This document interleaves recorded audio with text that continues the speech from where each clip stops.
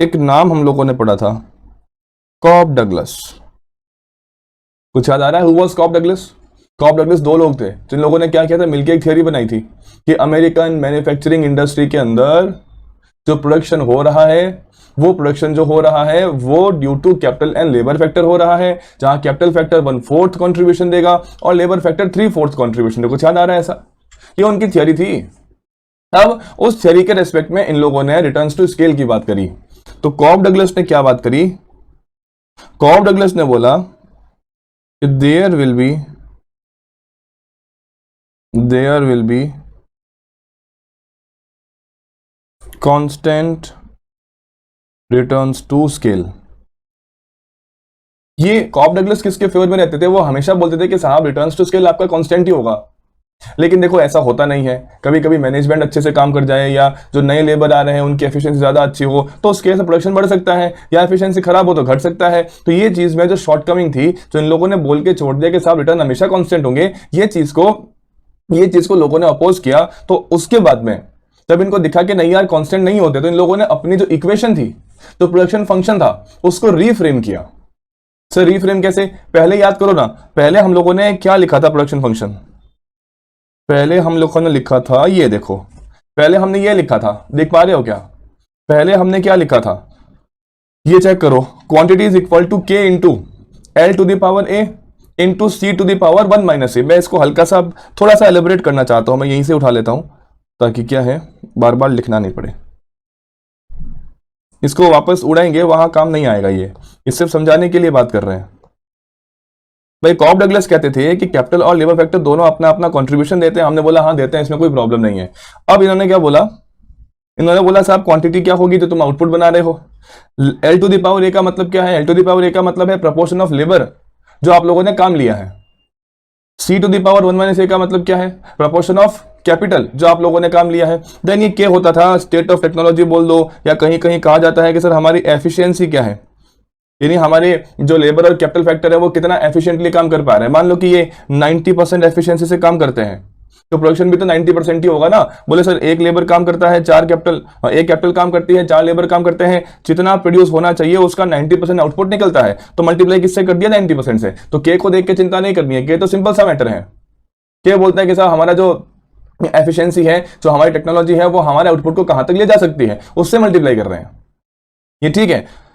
अब यहां से ये जो बेसिक प्रोडक्शन फंक्शन है, ये हमेशा किसको सपोर्ट करता था? कांस्टेंट रिटर्न्स को। किसको? कांस्टेंट रिटर्न्स को। सर क्यों? बात करेंगे आगे चल के, अभी उस पर नहीं डिस्कशन कर रहा हूं मैं, पहले मैं बता रहा हूं कि ये किसको सपोर्ट करता था। ये सपोर्ट करता था कांस्टेंट रिटर्न्स को। लेकिन बाद में इसी इक्वेशन को किया गया रीफ्रेम, जहां इन लोगों ने क्या किया? However, this equation was reframed as, equation को फिर से लिखा गया, क्वांटिटी इज इक्वल टू के वही है वापस efficiency technology, into L to the power a K to the power B.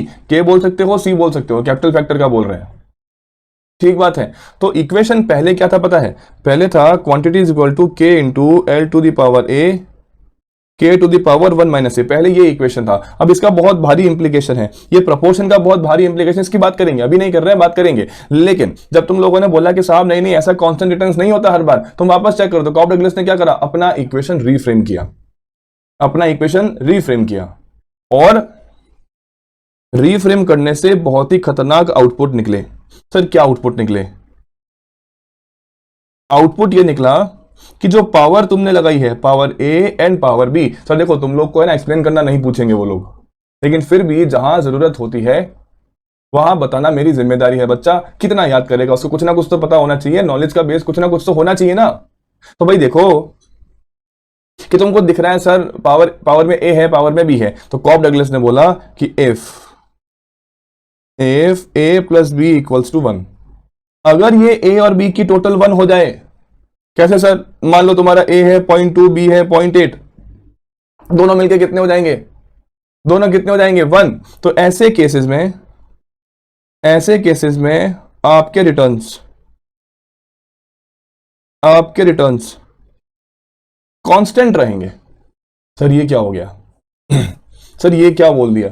अब देखो, जरूरत के हिसाब से तो मैं तुमको बस लिखवा दूं ना कि a प्लस बी की टोटल क्या हो तो क्या होगा, तो अपना काम हो जाएगा। लेकिन क्योंकि सेटिस्फेक्शन नहीं आता, बच्चे फिर बोलते हैं कि सर ये समझाया नहीं, याद करवा के छोड़ दिया, तो उसके लिए मैं एक एग्जांपल लूंगा और तुमको बात समझ में आ जाएगी। मान लो किन्हीं बच्चों को लग रहा है कि नहीं सर ये क्या हो रहा है, पावर्स की वैल्यू निकल रही है, ये वो या वहां, ज्यादा अगर दिमाग खराब हो रहा है तो मत समझना, तुम याद करके चले ना, अपना काम हो जाएगा। ठीक है सर, अगर a प्लस बी जो है मोर देन 1 हो जाए तो इसे कहा जाएगा इंक्रीजिंग रिटर्न्स। इसे हम लोग क्या कहेंगे? Increasing returns. सर अगर a प्लस बी की टोटल लेस देन 1 हो जाए तो इसे कहा जाएगा डिक्रीजिंग रिटर्न्स। पहले तो याद कर लो, पहला काम अपना क्या है, याद कर लो कि भाई अपने को एग्जाम में अगर क्वेश्चन आए तो वहां तुमको प्रॉब्लम नहीं हो कि अगर sir a plus B is equal to 1 है, अगर a plus B equal A और बी क्या थे? ए और बी क्या थे? ए था एल की पावर, एल यानी कि लेबर, बी था कैपिटल की पावर। दोनों की अगर टोटल मिलके ए प्लस बी इक्वल टू 1 हो जाए तो वो तुम्हारा कांस्टेंट रिटर्न होगा। तुम अगर कोई दूसरी किताबें पढ़ोगे तो ये ए की जगह अल्फा लिखा हो सकता है, बी की जगह बीटा हो सकता है, उसमें क्या फर्क पड़ रहा है? वो तो लेबर को डिनोट कर रहे हैं। कोई अल्फा बीटा लिख देगा, कोई एक्सवाई लिख देगा, कोई पी क्यू लिख देगा, उसमें कोई दिक्कत की बात नहीं है। लेबर जो पावर है उसको डिनोट करने के लिए कुछ भी वर्ड यूज कर सकते हैं। तो ए और बी की पावर है, ए और बी जो है वो पावर है, अगर ए और बी की टोटल 1 हो जाए तो वहां रिटर्न्स कैसे कहे जाएंगे? कांस्टेंट कहे जाएंगे। मैं बार बार बोल रहा हूं, यहां से क्वेश्चन बनने का चांस है। सर ए प्लस बी की टोटल जो है वो 1 से ज्यादा हो जाए तो वहां रिटर्न तुम्हारे इंक्रीजिंग होंगे, और वहीं ए प्लस बी की जो टोटल है वो 1 से कम हो जाए तो वहां पर रिटर्न्स डिक्रीजिंग होंगे। यस और नॉट? Yes sir. चलिए एग्जाम्पल से बात करते हैं। हमने अभी बोला कि सर कॉब डगलस का जो फंक्शन है वो है K into L to the power a K to the power B. देखो अभी किसी ने बोल दिया कि सर नहीं नहीं मैं तो ऐसे लिखूंगा, क्या लिखूंगा? ये लो, K to the power A L to the power, तो कुछ फर्क पड़ रहा है क्या उससे? भाई दोनों प्रोपोर्शन ही तो हैं कि लेबर और कैपिटल किस प्रोपोर्शन में यूज हो रहे हैं। तो ये तुमको रट्टा नहीं लगाना है कि सर किसके ऊपर ये लिखना है किसके, ऐसा कुछ नहीं है। It can be interchanged. चलो अब मान लेते हैं, let total capital and labour has been increased by x times. हम लोगों ने क्या कर दिया? कैपिटल और लेबर को x टाइम से इंक्रीज कर दिया। वो x का मतलब 2 3 4 5 कुछ भी हो सकता है। तो अगर x टाइम से इंक्रीज करेंगे तो क्या होगा, सोच के देखना।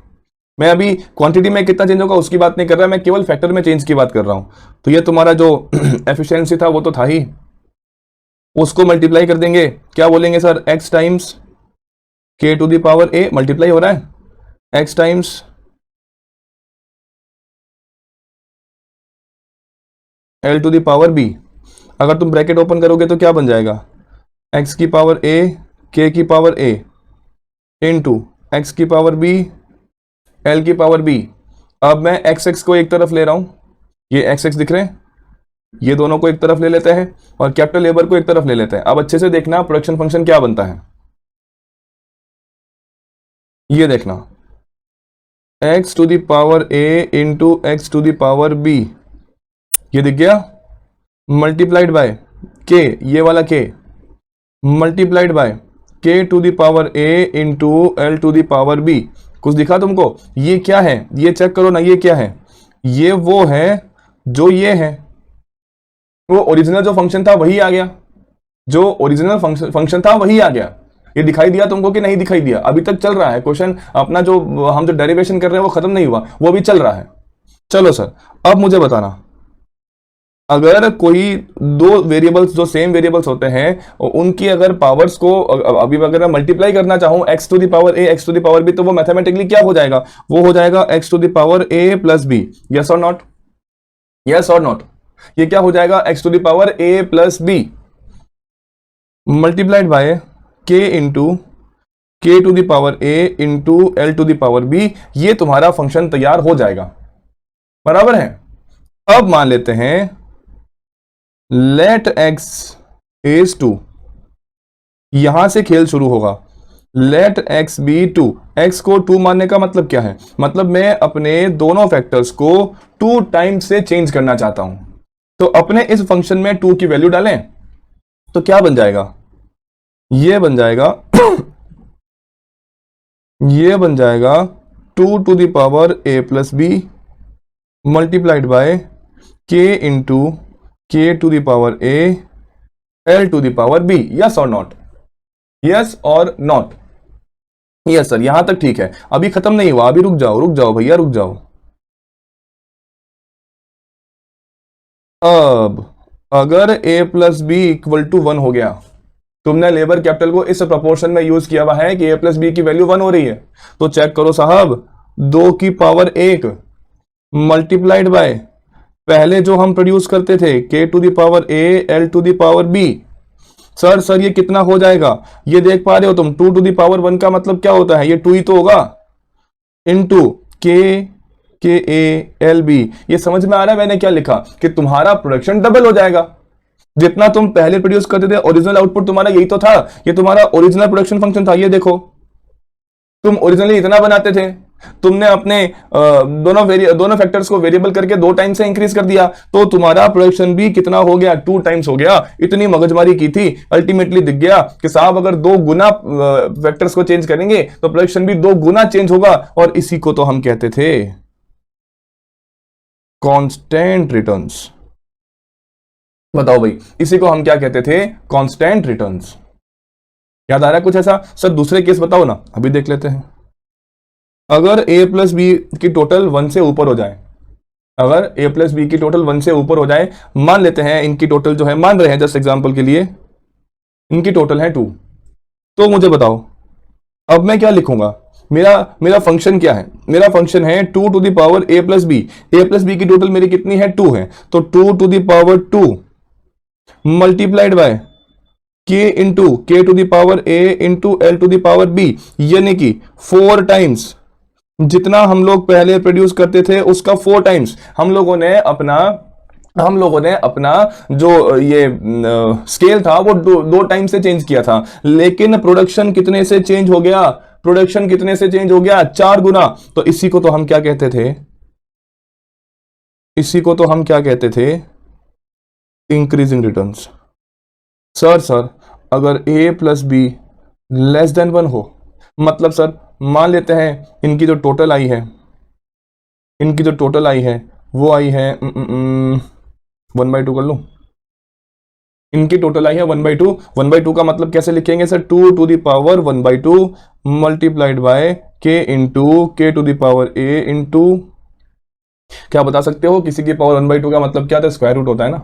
1/2 का मतलब क्या है, स्क्वायर रूट। तो अगर तुम 2 का स्क्वायर रूट करोगे तो क्या आएगा, ये आएगा 1.41। That means 1.41 multiplied by k into K to the power a into L to the power b। मतलब तुमने अपने फैक्टर्स को 2 गुना से चेंज किया, बट प्रोडक्शन 1.41 से ही चेंज होगा। फैक्टर्स 2 गुना से चेंज हो गए, परंतु प्रोडक्शन 1.41 से ही चेंज हुआ, तो ये तुम्हारा क्या होगा, दिस इज डिक्रीजिंग रिटर्न्स। बताओ भाई, इसके बारे में अगर तुमको बात समझ में आई हो, ये हम लोगों ने बात की थी। इस तरीके से कॉप डगलस ने अपने फंक्शन को डिफाइन किया कि यार पहले तो मैं बोलता था क्या, कि तुम्हारा प्रोडक्शन फंक्शन हमेशा क्या होगा, कांस्टेंट रिटर्न्स देगा। सर ये ऐसा उसने क्यों बोला था, देखो पहले वो बोलता था quantity equals to K into capital की पावर a लेबर की पावर 1 माइनस, ये बोलता था। अब अपने रूल के हिसाब से अगर a प्लस बी की टोटल 1 हो जाए तो वो कांस्टेंट रिटर्न्स होंगे। अच्छा, तो मैं यहां पे इन दोनों की पावर की टोटल करता हूं, दोनों की टोटल करो, a प्लस 1 माइनस a से a कट गया, टोटल क्या बचेगी 1, और जहां भी टोटल 1 होगी वहां पर रिटर्न्स कांस्टेंट होंगे। तो पहले उसने इक्वेशन को इस तरीके से लिख दिया कि उससे कांस्टेंट रिटर्न्स ही मिल रहे थे। फिर उसने बोला कि ना यहाँ 1 माइनस ए मत लिखो, यहां पे लिखो b, ताकि हमारे पास सिचुएशंस बने कि अगर 1 हो तो क्या, मोर देन 1 हो तो क्या, लेस देन 1 हो तो क्या। बताओ, अगर ये बात समझ में आई हो तो आगे बढ़ जाएं। बताओ जी बताओ। चीजें बड़ी इंटरेस्टिंग है, थोड़ा सा अंदर घुसने की जरूरत होती है, बस थोड़ा सा अंदर